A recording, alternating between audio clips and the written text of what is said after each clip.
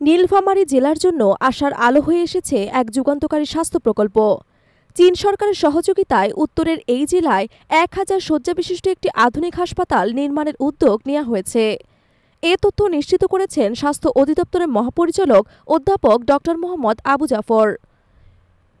শনিবার সকালে Sylhet MAG Osmani medical college ও হাসপাতালের চিকিৎসক, কর্মকর্তা এবং কর্মচারীদের সঙ্গে মতবিনিময় সভায় এ ঘোষণা দেন তিনি। সভাটি হাসপাতালের সম্মেলন কক্ষে অনুষ্ঠিত হয়, যেখানে সিলেটের স্বাস্থ্যখাত সংশ্লিষ্ট শীর্ষ কর্মকর্তারাও উপস্থিত ছিলেন।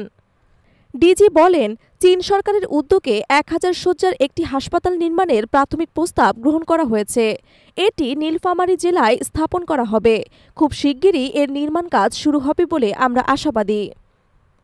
এই উদ্যোগকে স্বাস্থ্য খাতে এক বড় অর্জন হিসেবে দেখছেন সংশ্লিষ্টরা। উত্তরের জেলাগুলোর মধ্যে স্বাস্থ্যসেবা অবকাঠামোর উন্নয়ন খুবই জরুরি। তাই এই ধরনের একটি আন্তর্জাতিক সহায়তায় নির্মিত হাসপাতাল শুধু নীলফামারী নয়, আশেপাশের জেলাগুলোর রোগীদের জন্য আশীর্বাদ হয়ে উঠবে। সভায় স্বাস্থ্য খাতের বিভিন্ন সমস্যাও উঠে আসে। অধ্যাপক ড. মোহাম্মদ আবু জাফর চিকিৎসক, নার্স এবং কর্মচারীদের প্রতি আরও যত্নশীল হয়ে রোগীদের সেবা করার আহ্বান জানান। তিনি বলেন, স্বাস্থ্য খাতে সীমিত জনবল ও সামগ্রী থাকা সত্ত্বেও আমাদের চিকিৎসক, নার্স এবং কর্মচারীরা নিরলসভাবে কাজ করে যাচ্ছেন। রোগীদের সঙ্গে আরও মানবিক আচরণ এবং যত্নবান হতে হবে।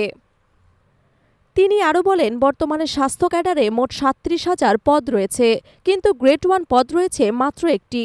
ইতোমধ্যেই 7,000 সুপার নিউমারারি পদ সৃষ্টি করা হয়েছে এবং দ্রুতই এই পদগুলোতে নিয়োগ এবং পদোন্নতি দেওয়া হবে।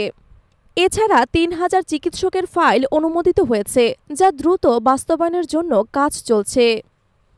চিকিৎসকদের পক্ষ থেকে হাসপাতালগুলোতে নিরাপদ কর্মপরিবেশ নিশ্চিত করার বিষয়ে স্বাস্থ্য সুরক্ষা আইন বাস্তবায়নের অগ্রগতি সম্পর্কে জানতে চাওয়া হলে ডিজি আশ্বাস দেন, স্বাস্থ্য সুরক্ষা আইন শিগগিরই বাস্তবায়ন করা হবে, যাতে চিকিৎসক এবং স্বাস্থ্যকর্মীরা আরও সুরক্ষিত পরিবেশে কাজ করতে পারেন।